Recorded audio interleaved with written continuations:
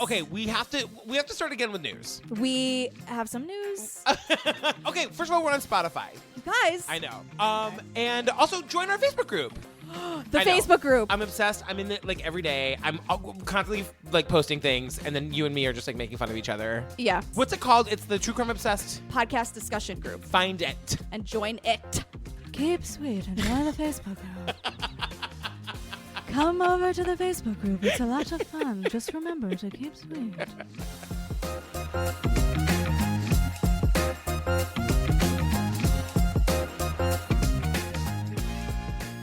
Hi, Jillian Pensamali. Hey, Patrick Hines. Oh my God, what are we talking about today? We are doing Long Shot. I'm obsessed with it. Girl, this is like the first time we are like excited in our little opener here. I know. I don't feel miserable about the outcome of this true crime documentary. I mean, it's horrible that it's technically true crime because there is a murder and that's the worst. Yeah, that is the worst. But everyone comes out with justice being served.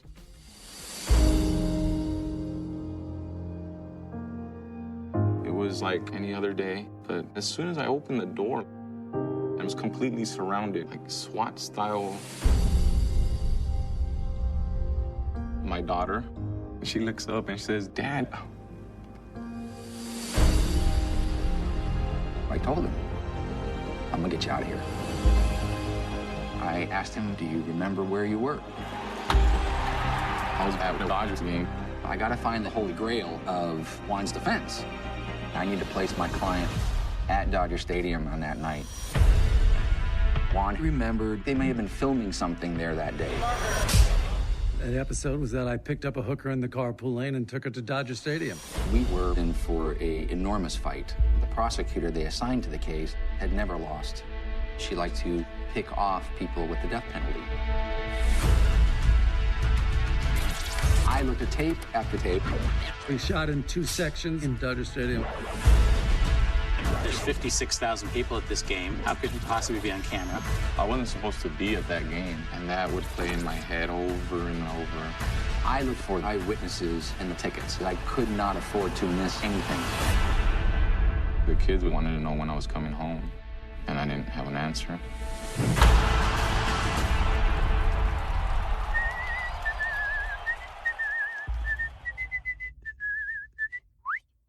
Okay, so the best thing to do, I think, here is to start with the murder. Let's just talk about the crime and talk about what happened. Okay. So Martha Puebla is 16. 16. It's May 12, 2003. Yep. It's like 10:12 at night. I think it's like 10:30. Is it 10:30? 10:34, I believe. Okay. She comes out of her house to like talk to a friend. And like apparently there had been like a guy circling the block in his car really slowly. Yeah, just total creep. Like whenever you see a car circling slowly, you guys go inside. Go inside. Go inside. Whatever. And I guess a man like approached her. The person that was driving the car came out of the car and came up to Martha. Martha says, "Hey, it's Martha, you remember me?" And the shooter said something to the effect of, "No, you don't." Pulls a gun out of his sweatshirt and then shoots Martha in the head. And he basically like takes a gun and like shoots her at point blank range in the head. And kills her. He's a piece of garbage. And so like there's one friend present who like who like saw the whole thing go down, dropped his like 1995 Carrie Bradshaw cell phone. Having just witnessed an execution-style murder, the main and only eyewitness in this case dropped his cell phone and ran as fast as he could. You know, the other thing, and we'll get to these garbage detectives in like just a second, but like they basically show him like a photo lineup where they've circled a face. Yeah, and they're like, so it's that guy, right? Police talk to the owner of the cell phone. He looks at tons and tons of photos and eventually gives a sketch of what he thinks the person looks like that killed Martha. The composite sketch looks enough like our hero, a guy named Juan, that the police basically decide that Juan's the guy who did it. Oh, yeah. Tell everybody about our hero. Now we're in August, and our hero Juan, the day of his arrest. Yeah. So the night before, he and his lovely, beautiful angel girlfriend, Alma. She's amazing. But they were having some problems. They're having some problems. Juan gives her a call, and he's like, can you please come spend the night? It's a booty call, because he calls her at midnight. I called her up, and I asked her that if she could come and sleep over at my house. It was maybe midnight, and he asked me, "What are you doing?" I said, trying to go to sleep. Alma's like, it's midnight. It's a booty Yes. call. I know exactly what this is. But Juan is Persistent, as he says. And I'm like, Juan, I'm on your side. Don't say this. He's like, she didn't want to come over, but I'm persistent. So she did. She didn't want to, but, you know, I'm a very persistent guy. And I'm like, Juan, come on, girl. girl, we're on your side. I know. Don't do this. Yeah. So Alma does come over.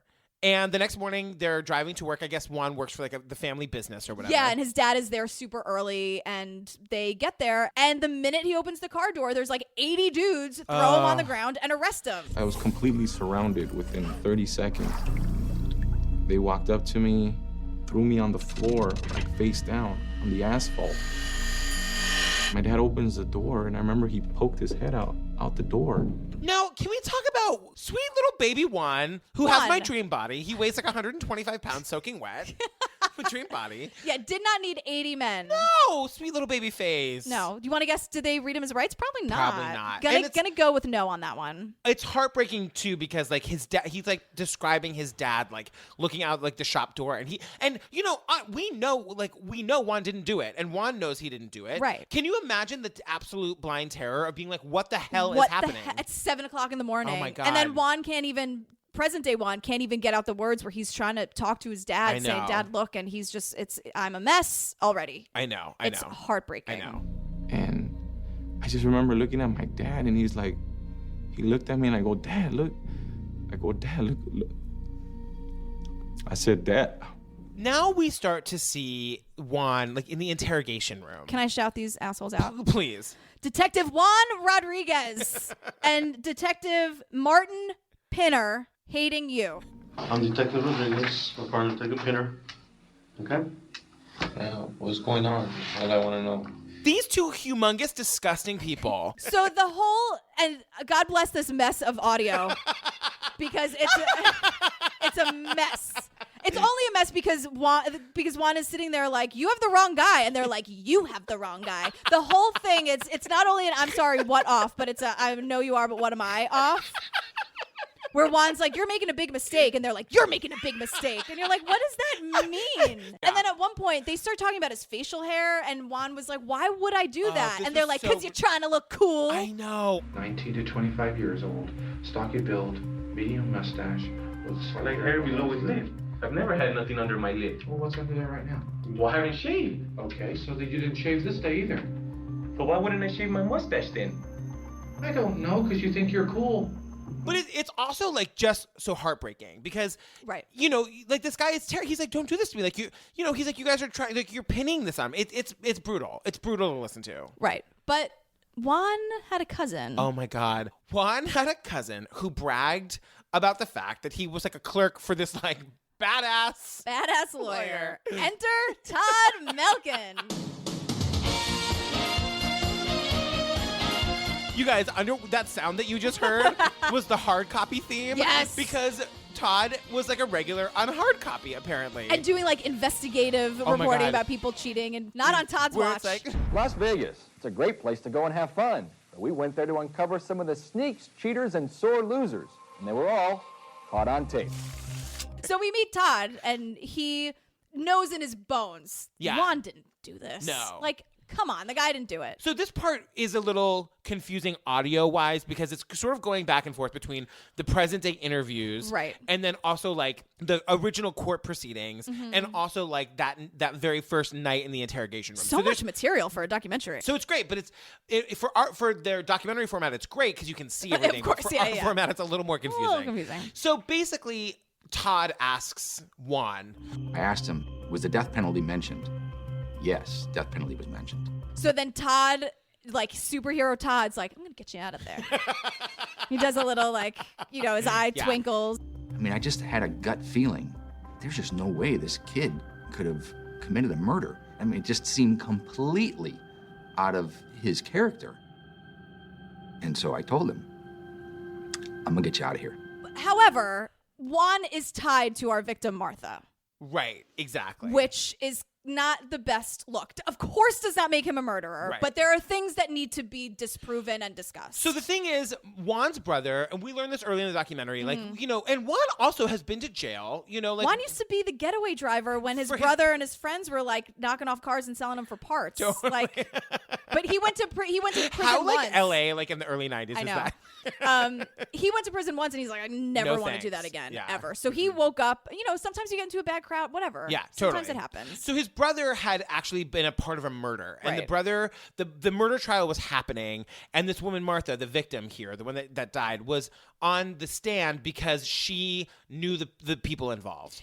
My brother had been arrested for a murder, and we went to his preliminary hearing.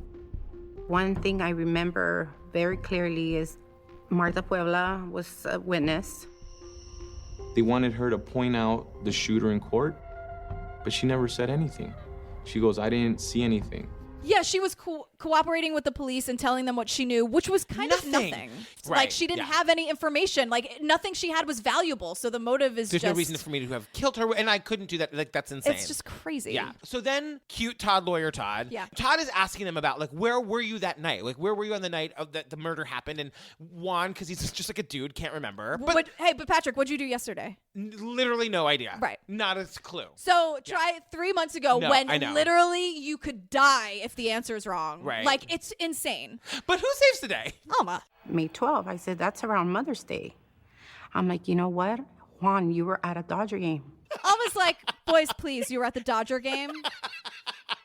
Hi, let the woman handle it, please. So Todd's like, great. Hey, Juan, do you have the tickets? And he's like, I don't know. And Alma's like, hello, I'll scour the house. We turned the apartment upside down. Couldn't find the tickets. I couldn't find the tickets. Till finally I found a Dodger envelope. And Alma finds the envelope with the Dodger tickets. I mean, there's a lot of bad luck here, but there's a lot of good luck here. Yeah. Juan loves baseball. He loves baseball so much that he tried to trick his mom into thinking that these tickets were a Mother's Day Okay, present. can we take a little bit of a side trip here? Yeah, I did. I got those tickets, you know, trying to pull them off as a Mother's Day gift. The mother was like, no thanks. So he's like, really? Crocodile tears? Takes his daughter, his cousin, and his friend. And the four of them go to the Dodger game. Juan, I hope you at least got your mom one of those like white teddy bears with the chocolate box attached to it. You know what he did? Because Alma was probably like, you know, you need to give her a card at least, right? Alma has this shit. Don't worry about it. It's fine. So great, they're at the game, but it's like just because you have tickets in your house doesn't mean you went to this game. Right. There's no way to really prove Right. it. Gosh, if we can just prove you're at the game, get the case thrown out. Easy. Not so easy. And you see, like, awesome Todd being like, well, I'm going to watch he gets a copy of the game somehow. And he's, like, watching every time the right-handed batter is on because he knows where Juan was sitting. Right. But, like, it's like, you know, TV footage. Like, you can never actually identify anybody in the stand. So when Todd is unable to, like, locate Juan, he has to, like, go to the Dodgers. The next thing that I did was I contacted Sam Fernandez. Senior Vice President, General Counsel for the Dodgers. My favorite thing about Sam Fernandez is that he thinks his job title is part of his name. Sam Hernandez, Senior VP, General Counsel for the Dodgers? Yeah. Just all one word? And I also love, too, that, like, you know, he's just got, like, this super laid-back LA attitude about everything. He's like, I don't really know what was going through my mind when I received that call. Well, here's another interesting day at the office, if you will. so we find out that there's a thing called Dodger Vision, which is like, you know, what you see in the Jumbotron or whatever. Yeah. It's like they're closed circuit in-house, you know, they're filming constantly, whatever. And like, I guess they save these tapes. So Todd is invited to come down to Dodger Stadium and like go through these tapes. I painstakingly went through the videos trying to find Juan among 40,000 people. A staggering number, yes. Since I knew where Juan was sitting, it was very easy to see the block of seats and count the rows down. And then the most like frustrating thing in the history of America happens, which is Todd sees him. We all get up and scream out of our seats. I know, There you're like, he yeah, is! it's over, we solved it. No. I was able to find Juan sitting in those seats. But the resolution wasn't high enough. No, here's the thing though. Come on. on. I feel like that resolution was high enough. Well, the thing is, he's also with his daughter. If it was just like a random person, it's like, okay, well, it's him, but it's also with this little 6-year-old girl, and it's like all of his friends. Like, there are 4 people you can identify. Right. So that doesn't cancel out also, they talk about how, like, they were reaching out to people who were sitting near him. So we tracked down people as far west as Hawaii and as far east as Chicago. Everybody we talked to, I really didn't see them well enough that I would feel comfortable testifying. Who's a corrupt juror when you need him? Just say you didn't. Right. How many jurors are like garbage people just saying shit for the sake of it? We couldn't find one for I know. Juan. And not to get like too crazy about it, but like I do think that this plays into him being brown. Like if you're like, oh, this white guy's on death row and he's saying he didn't do it, everybody in the stadium would be like, I saw that guy. I saw him. Oh, that poor guy. We wouldn't want anything terrible to happen to him. He's such a good father. Right. Not a good son. He didn't buy his mom a real present. But Alma did, so whatever. Alma signed his name. Alma took care of it.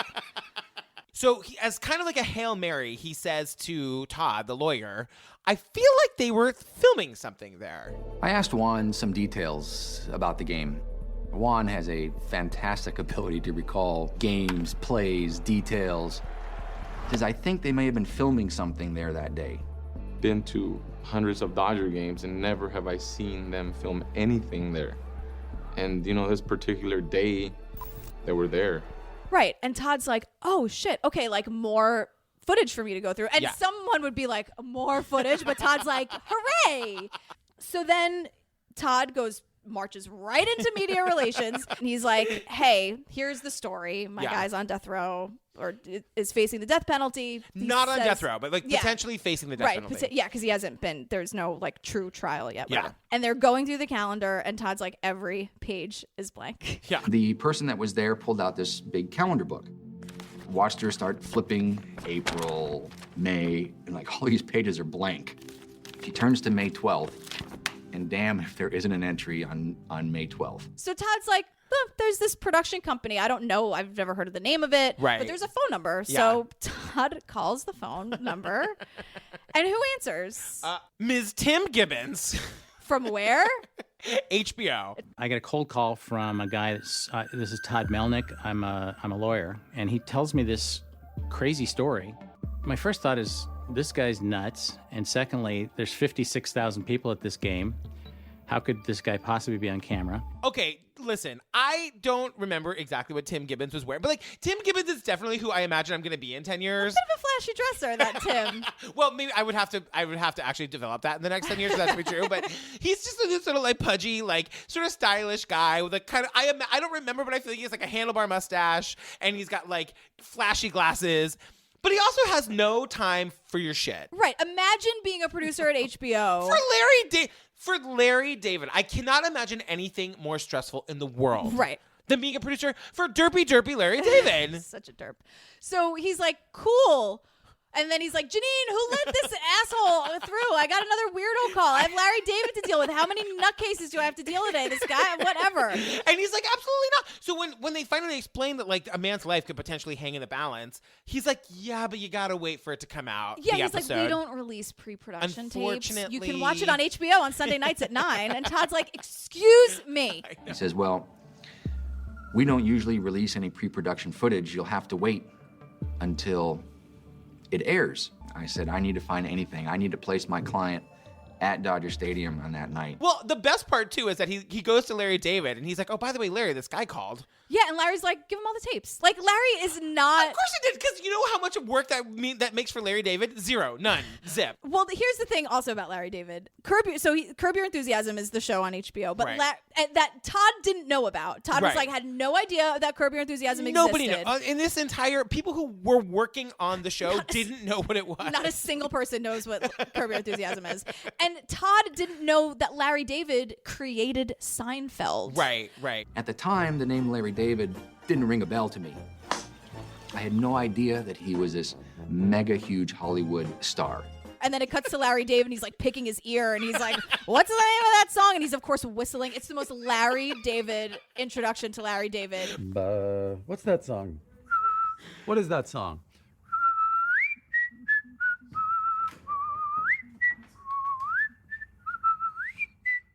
But then ever. Larry David was like, oh yeah, that guy's right to call me a megastar. He's right, of course, in referring to me as a mega huge star. That is totally accurate about. Yeah, and he's trying to kidding, be like, yeah, right, of course, but like, of course. it's just like, Larry, this isn't a comedy. Like, I don't know what project they told you that we were doing today. Right. But we're talking about the time that guy was on death row for no reason. Right. Which, yeah. So privilege, Larry David. Oh my God. Let's Todd look through the footage. Great. Yeah. So he said, okay, when can you come down? I said, how about tomorrow? He says, okay, tomorrow. Let's take a quick break and talk about two things. What the episode was that they were filming and what logistically they were doing filming it how they had to film it. Right. So first of all, what is the episode? The episode is cue the curb music. It's called The Carpool Lane. And what happens is that Larry has tickets to a Dodgers game and his friend can't go. So he's stuck in traffic. It's just him in the car. And in order to get into the carpool lane, he picks up a sex worker. The episode was that I picked up a hooker in the carpool lane and took her to Dodger Stadium. Hey, Daddy, you want a date with Mama? Oh my God! Her name in real life apparently is Kim Whitley. She's in the documentary. I am obsessed with her. Is just there to do an impression of herself in the show. Yeah. And God bless her for it. Monina, I got a red snapper that'll talk to you, Daddy. Okay, so we're back. So he picks up a hooker. Sorry, hashtag sex worker. In the carpool lane. Well, it is very funny to hear Larry David be like, "Oh yeah, I know that episode. I picked up a hooker and took her to a Dodger game." It's just everything is just it's so. Like he's trying to remember if it's like the hooker that he murdered in real life last night, or if it's like which hooker are we talking about now? Oh, right. Boy. Yeah. So they get to the Dodger game, and so tell them like what happens in the rest of the episode, and then we'll talk about the filming of it. Right. Okay. So there's someone else at the Dodger game, Marty Funkhauser, for those who watch Curb, and he has great seats. He has much better tickets than Larry David. I had to be in bad seats and then see Bob Einstein. He played Marty Funkhauser on the show. Hey, Larry, I see you got a ticket. Yeah, the seats really stink, though. Can I join you? No. Why not? And the thing about Funkhauser is that his dad had just passed away, and he and his dad would always go to the Dodger game. So Larry sees him, and he's like, wait, there's no one sitting next to him.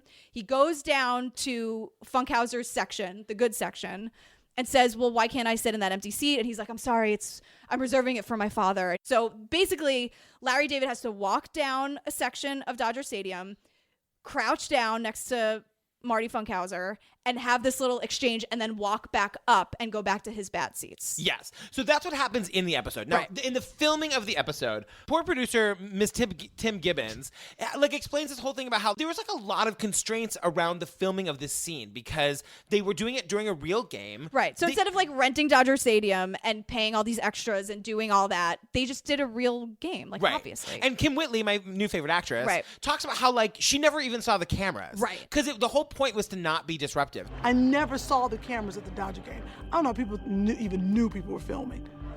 We had a very, very long lens. The whole thing was we needed to be almost invisible. The thing to understand here is how big Dodger Stadium is and how they were shooting in one location and it was random. They could have been assigned to any section and they were assigned to this section. Right.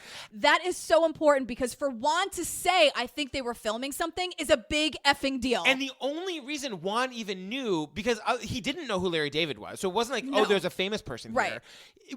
There are two things that happened. There's like the clip guys that are there. You know, the clapper. The slate. The slate. Right? So he maybe would have seen that, but then there was also the very adorable production assistant who also had never heard of Curb Your Enthusiasm. Robert. Yeah, he worked on it and he was like, I don't know what this is.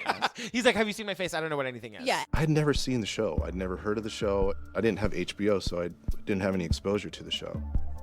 I was a runner. I was a PA. You know, go deliver this here, go pick this up, bring it back to the office sort of thing. So I had no clue what I was getting into. So his job at Dodger Stadium was to block people if they needed to stay out of the scene.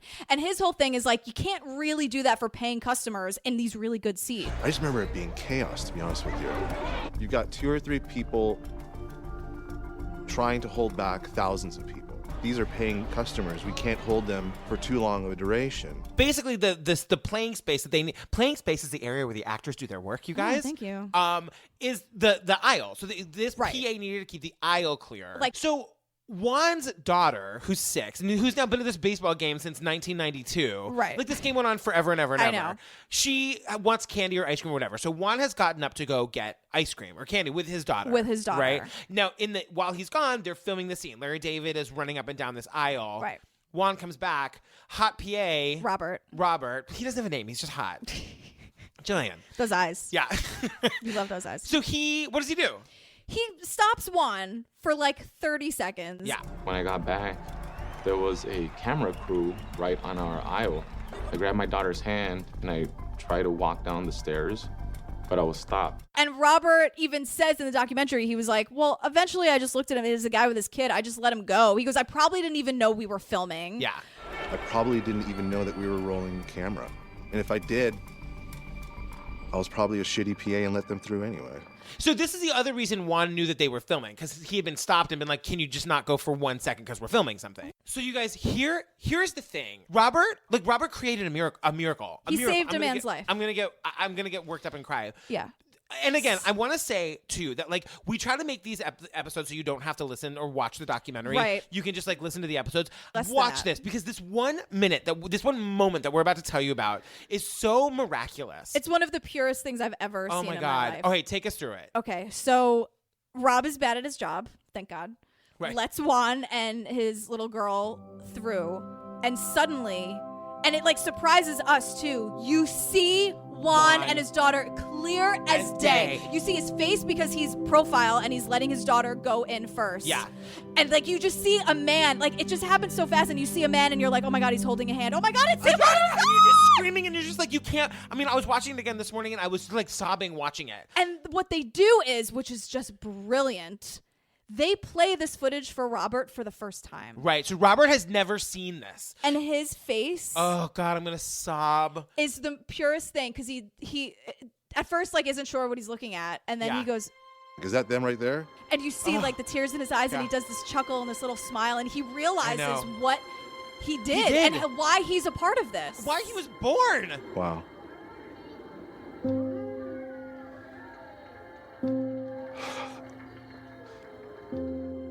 Yeah. You know what I mean? Yeah. And like the other thing too is in the background, like Larry David is still acting. He's still doing still the scene. crouched down. So like it is, and Juan has no idea. No so idea. Juan and his daughter are getting back into their seat, and it looks like they were extras hired to do this thing. 100%. It's like these two human beings on the planet sharing this moment. Yeah. That neither one of them knows is going to be significant. And it's Larry David and Juan and his daughter. Those are the only faces you see clearly. Yeah, that's exactly right. That's exactly. And you're insane. screaming. You're like throwing everything you have in the house at the Screaming. TV. Yeah. And then Larry walks up the aisle to sort of just wave to the crowd and say thank you for letting me Meanwhile, interrupt everybody's it. like, who the hell are you? Get out of here. No one knows who Yeah, Larry David is. totally. He can buy them over a zillion times. He can buy Dodger Stadium 15 times, and they're like, who?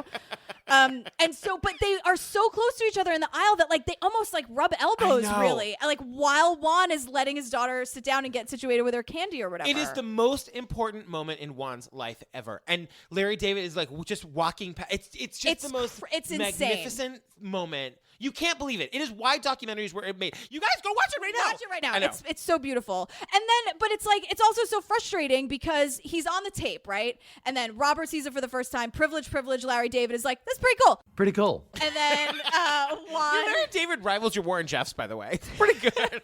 Is it? Oh God. And then, so then Juan, then you get Juan's reaction. I Where, said, Todd, what happened? And he said, dude, you're on the tape. And I was just like, I think I let the phone go. everyone is like, awesome. We did it. Yeah. No. No. Why? Thanks to who? Beth Silverman, AKA this bitch. Do you think that Juan Catalan has any kind of a legitimate alibi at all?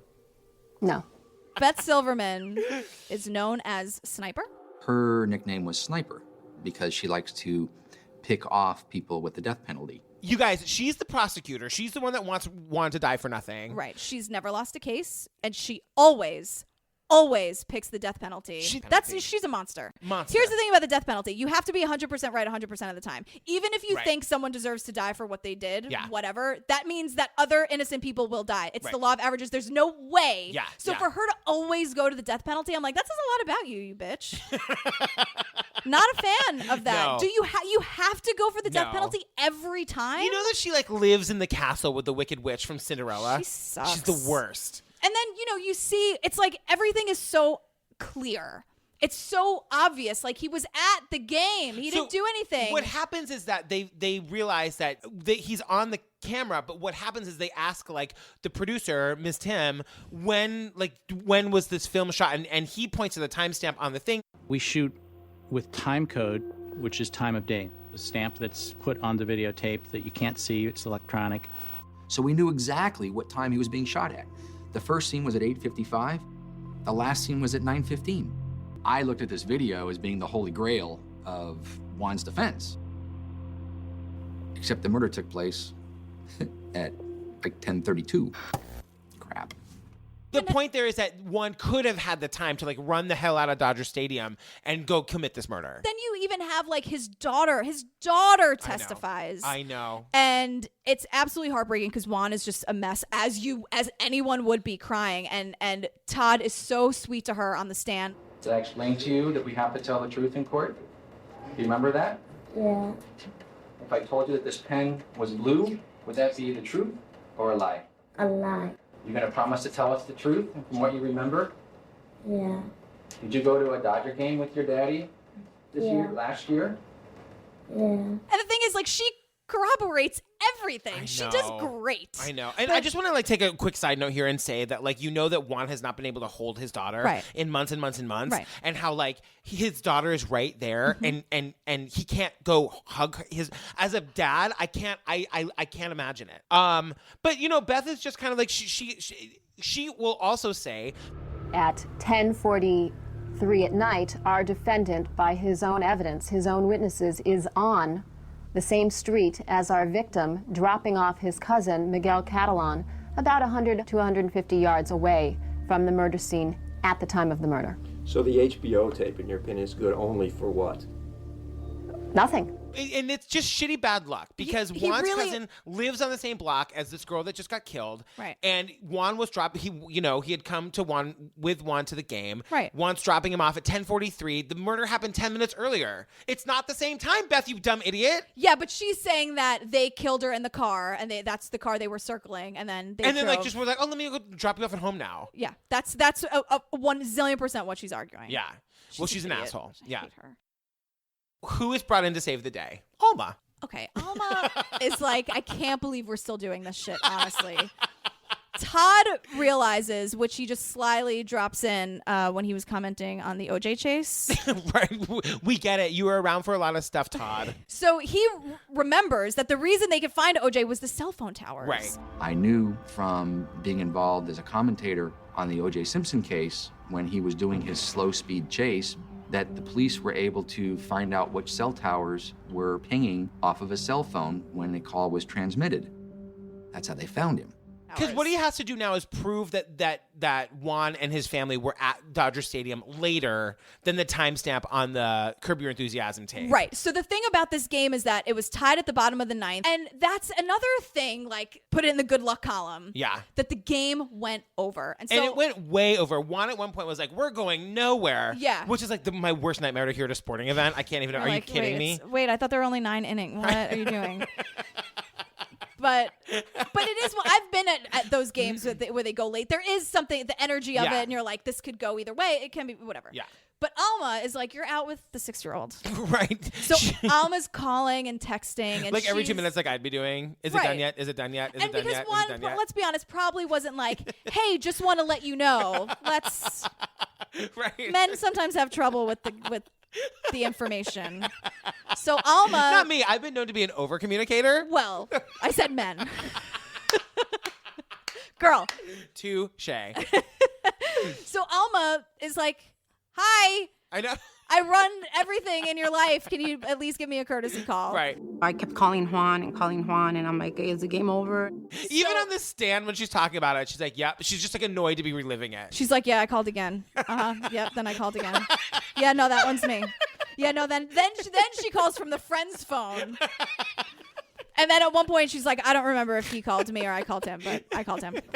Now there's a call at 10:11 in the evening for 49 seconds, an inbound call. Whose phone number is that? My friend Glenda Reyes. And did you call Juan from her phone? Yes, I did. So then, and they have these awesome people from the phone company. Oh my God. Who are just Tasha Boggs. Tasha, who's just like, I'm going above and beyond. This I want crazy to just thing. take a quick second and give a shout out to these fucking people who have these jobs that are awful and hard and thankless. And Tasha Boggs is like, I'm going to go. She just as easily could have been like, no, I can't find it. And Sorry. pass it off to somebody else Yep. or put them on hold for 80 minutes. Totally. Like And she's most like, no, people. this guy's potentially going to be on death row. Absolutely not. We're going to make this happen for you, sir. It was one of those situations where it had to go above and beyond because we had the ability to see what cell tower the actual phone calls are pinging off of. It's going to show exactly where a person is at a certain time period. Tasha, we love you. Tasha. If you're out there, I'm sure you're listening. Please tweet us. So please. So I thanks to Tasha, they can place Juan at 10:12 at Dodger Stadium. Yeah. That was the last phone call. So it's like, how do you get? He wouldn't have time. There's no way. And you know who has to make... So the decision that needs to be made... I know, I love this so much. The decision that needs to be made here is the judge... Judge Leslie Dunn. Dunn. Don't get me started. She's befuddled. Wait, we'll get to Leslie Dunn in just a minute. Okay. But the decision that she needs to make is... Am I going to pass this onto a jury trial? Right. Or am I going to say there's no there and we're going to let this go?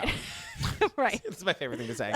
Can we talk about Leslie Dunn for just 1 second? Befuddled Leslie Dunn, absolutely. Rather than giving me a diagram of whose phone number was whose, I was listening to numbers, trying to record numbers and times, and I was really befuddled. So you see her, like, she gives, like, Kate McKinnon level face when she's, like, listening to this trial. You just see her contorting her face. She's just like... Well, she is calling bullshit on so many things in her head. She's like... Beth. You guys can see Jillian's face right now. I know. She's like, Beth, you're full of shit right now, Beth. It cuts to modern day Leslie. She is done. Her hair is done. Her pancake makeup is done. I mean, this woman is tan for Jesus. Mm-hmm. And she's telling this story about how, oh my God, my favorite part of this whole thing was when she said that she, to save time, said that she would take the interrogation tapes home so she could listen to them as much as she wanted to. Well, not just her. Her children? I listened to that tape over and over and over again. I made my children listen to it. And I kept asking them, as I was really asking myself, is this the voice of a guilty man? She's literally like, I was listening to it. My kids were listening to it. I was like, did you take it to the grocery store and have the clerk listen to it? And be like, should we put this guy to death or no? What do you she's think? like, the question I had to ask myself and also my children. It's like she's like asking her kids if this is the voice of a guilty man. Now, there's a lot wrong with that question, Leslie Dunn. Is that the voice of a guilty man? No, but it's like, it's one of those things where people have been put to death because they looked like a guilty person. They sounded, I mean, that's a human thing. I know. I think poor Judge Leslie Dunn is trying to say that, like, you know, she wasn't taking this lightly. I think what she's saying is that she knew that if she passed it on to a jury trial, she was probably leaning towards he didn't do this, and it's going to be much harder for them to convince 12 people than it is to convince me. Right. And she says this case stuck with her. It kept her up at night. Yeah. She knew the pressure that was on her. I mean, the man's life was really in her hands. Right, totally. And I wonder if she knew that, you know, to see Juan, who had some gang history in the past or whatever, like how well he would fare with a jury. Right. Like she sort of knew all the Not factors great. in this. And so the big day is here. And they each give their closing arguments, which I loved the closing arguments. Cute, adorable, hard copy Todd gives his by the grace of God. This man would be facing the death penalty if he hadn't, by the grace of God, gotten Dodger tickets from someone the day before and invited these people, got caught on video from that HBO show, he went to this baseball game. And then dummy idiot Beth Silverman is like, we got it, Judge. We don't have a very strong case. Well, here's some amazing shade thrown by Leslie Dunn right now. So Beth is like, we have a super credible witness. It is clearly a one-witness ID case. However, the one witness in this case is extremely credible, has no motive to lie, and made a composite drawing with a composite artist that is strikingly similar to the defendant's appearance. So I'm like, that super credible witness who threw his phone down and ran. Like how I would run. Right. I don't know how credible that person Right. is. And it's like, they have no motive to lie, blah, blah, blah. And then it's cut to Leslie Dunn where it's like, I'm sure your witness attempted to be credible. And I'm like, oh, yes. Yes, Leslie That's Dunn. right. Yeah. I don't have any doubt that eyewitness attempted to be credible, but he observed this murder on a darkened residential street under obviously the most traumatic of circumstances. And then at one point, Juan describes how, hard copy Todd leans over to him and is like, He leans over, and then he says, "It's over." And I said, "What?" Right, because Leslie was going on and on and Leslie on. had her moment and she was going to take it. She started talking and talking and talking, and I didn't understand one word she said. And it's like, okay, I mean, there are things to be said, but if you're Juan and you're like, what direction is this going? It's an eternity that I know. you're just like, just get to it. Am I I know. going home and seeing my family and my daughter? I Yes know. or no? Leslie Dunn. I know.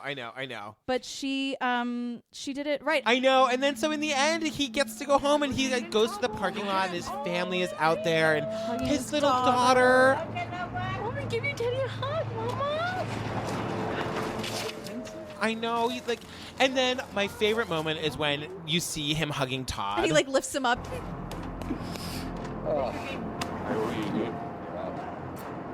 You owe him your life.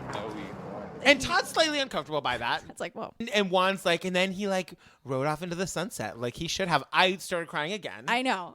Todd gave me one last hug and just seemed like he just rode off into the sunset like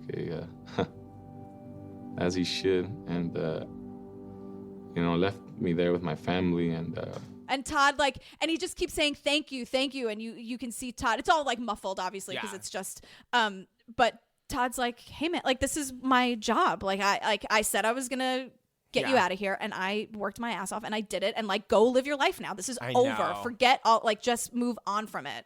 So then he gets in the car, and the family's like, we're gonna get you whatever you want. What do you want? What do you want? And I was like, all I want, honestly, is a Coke. You have no soda, no nothing in there, dude. All I wanted was a Coke. That's all. I mean, sobbing. Just. I know. I really can't. My favorite two things are in the end. So, Larry David is just so white in this that every time you see him, he gets whiter. And look, by the end, I had to wear sunglasses to look at him. And in the end, he's like, yeah, sometimes I pull this story out at a cocktail party about that time I saved a guy's life. Maybe, I don't know, every few years somebody will bring it up or something and I'll tell the story. Maybe I'll tell it at a party how I got a guy off from murder, impress a date with it. I don't know. But now, also, like, as if it can't get any better, right? We like, see these two pieces of shit. So we go back to a lot of pieces of shit. Yeah. And in the end of this, right? Yeah. So Juan is home, safe and sound. It's all good. Then we learn that detectives Rodriguez and Pinner, they're now being investigated. Yeah. So we have like their interrogation tapes. Oh my God. And you have never seen two humans who look worse on film. It is like an upward angle. It's not a great angle for anyone, but it's like, just give them the worst angle. They don't deserve any benefit of any doubt. They are the worst. It's true. But they also, it's like, did you or did you not lie to Juan? And they're like, yep. We did. Do you know what incriminating evidence is? All right. Were you asking Mr. Catalan questions to try to obtain an incriminating response? Yes. They can't even do it right. They can't even keep the lie up. They are so useless. I know. And then we see the title cards in the end. They're like, one of them, what happens to them? So, first of all, Juan gets a $320,000 settlement from LAPD and LA. Yeah. For these I bet idiots. Hard Copy Todd got a piece of that. I hope so. Yeah. And then, so Pinner was fired. Bye. And Rodriguez was sent to auto fraud detail like they did. Can you imagine a worse job in the world? It's like in The Wire where Lester Freeman like got a little uppity and they shoved him in the pawn shop unit for 13 years and 4 months. But like Lester was not a piece of garbage.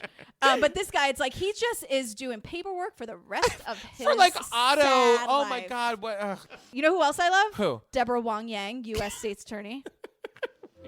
We're going to begin the press conference with the United States Attorney, Deborah Wong Yang. And very Alma-like, she's like, oh, hey, dummies, I got this. She finds the pieces of garbage who murdered Martha Puebla. There's 4 of them that were related to the murder. They all are in prison without chance of parole. Yeah. So Martha got justice. Juan sitting pretty on that $300,000. Yeah. Larry David's Larry David. Robert realized that he changed a life. Yeah. And had that beautiful moment. Todd is like a freaking celebrity as far as I'm concerned. And oh yeah, what happened to Beth? she lost her first case. I just like grinned. You guys couldn't see it, so I had to make a noise.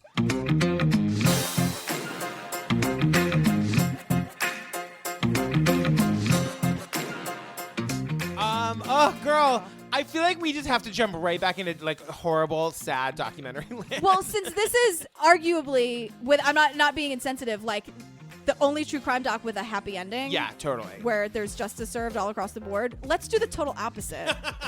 All right, so you guys, next time we're gonna do it. We're gonna do it. Are we? Dear Zachary. Well, now we have to because I you said know. it. It's brutal. It's brutal. And again, we're gonna give the anti-Ann caveat that it might not be funny. Yeah. But we're gonna do it because you guys have asked for it. I cannot believe how many emails and tweets and comments I know. we get about Dear Zachary. Where can they find you? At Jillian with a G, all spelled out that way. On the Twitter and the Instagram. I'm at Patrick Hines on Twitter, at Patrick Hines _ on the Instagram. There's another Patrick Hines? There is. There's a couple of them, yeah. And you guys, don't forget to join our Facebook group. Yes. True Crime Obsessed Podcast Discussion Group. Is that what Yep, it is? that's it. And you guys keep the iTunes reviews coming. We're almost at 400. I can't believe it. I know. It's I insane. love It's insane. All right, so here is the trailer for Dear Zachary, and then stay tuned for what I can only imagine are going to be amazing takes. On the afternoon of November 7th, 2001, my sister called to tell me that Dr. Andrew Bagby, my closest friend since the age of 7, had been killed. My name's Kurt, and I'm a filmmaker. Andrew appeared in every movie I made growing up. Jesus Christ, Kurt, what do you want? I mean, no, I just need. I decided to make a movie, to travel far and wide, to interview everyone who ever knew and loved Andrew. Kurt, I just got a call from Mrs. Bagby. The abbreviated version is that bitch. Held a press conference and announced that she's 4 months pregnant with Andrew's baby. They can't prove it until the child's born. If it is true, the Bagbies are going to sue for custody. She named the little boy Zachary. To seek custody of the only grandson they would ever have, Andrew's parents moved to St. John's, Newfoundland, where Shirley Turner was unbelievably allowed to walk free on bail while awaiting extradition. In order to see Zachary, Kate and David were forced to stomach a civil relationship with the woman they knew murdered their only son. I now had a mission. My movie might be one of the only ways Zachary could see and get to know his father. So I pointed the van east toward Newfoundland and set off on a quest to bring a man back to life. Since you've been gone.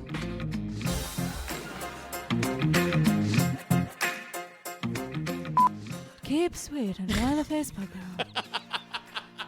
Come over to the Facebook group. It's a lot of fun. Just remember to keep sweet. That's the first rule of the Facebook group. We got to work Keep on the sweet. whistle. The thing, yeah. Keep sweet. Keep sweet. 9, and Todd's like, "Excuse me, I did hard copy. Right? Who do you think you're talking to?" Right, and try explaining that to a 6-year-old why her father's right there and she can't. Oh, you hug know him. who would not be standing for that shit? Daisy would be like, she would not stand for that. No, she'd be like, "Excuse me." Have you seen this head of hair? Yeah. I'm going to put this up in a top knot and go hug my damn daddy. She'd probably call me other daddy, as she is wont to do. Yeah, sometimes I pull this story out at a cocktail party about that time I saved a guy's life. Which is, Impress a date. Yeah. Privilege, Larry David. Did you like my Larry David I impression? love it. Sometimes I... That's your Larry David impression. Larry David, who also does not look dissimilar to a Simpson. I'm just saying. And I also love, again, that Todd was like, he was on the footage of that that HBO show. I'm like, it saved your client's life, and you still don't know what Curb Your Enthusiasm is. Like, you think at this point he'd like given it a watch. Yeah, and just you know, it should be your favorite show. Yeah, that thing on HBO, and I'm like, Todd. I know. We have to start again with news. We have some news. Should I put on my newsy cap? Arise and seize the day. Neighbor to neighbor. Father to son. One for all and all for one. Outtakes. Dance break.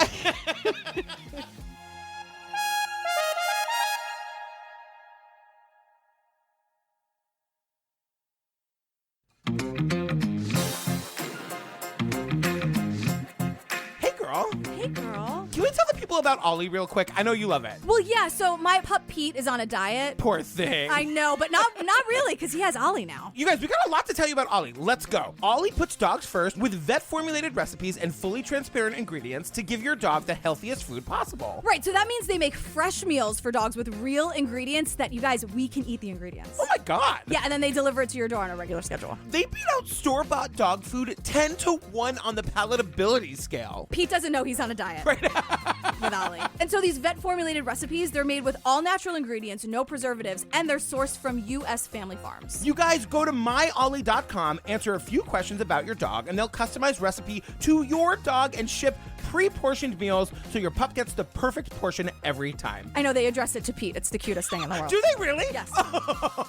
You guys, they've delivered 5 million meals and counting. Shipping is free, and if your dog doesn't love the meals, they have a money-back guarantee. Right, so Ollie is offering our listeners 60% off your first box, plus a free bag of treats at myollie.com/try/TCO. This is the best deal they have available anywhere, you guys. Go to myollie.com/try/TCO for 60% off, plus a free bag of treats. Right, and that's spelled myollie.com/try/TCO. Go! Go! We love you. Love you, dogs. Bye.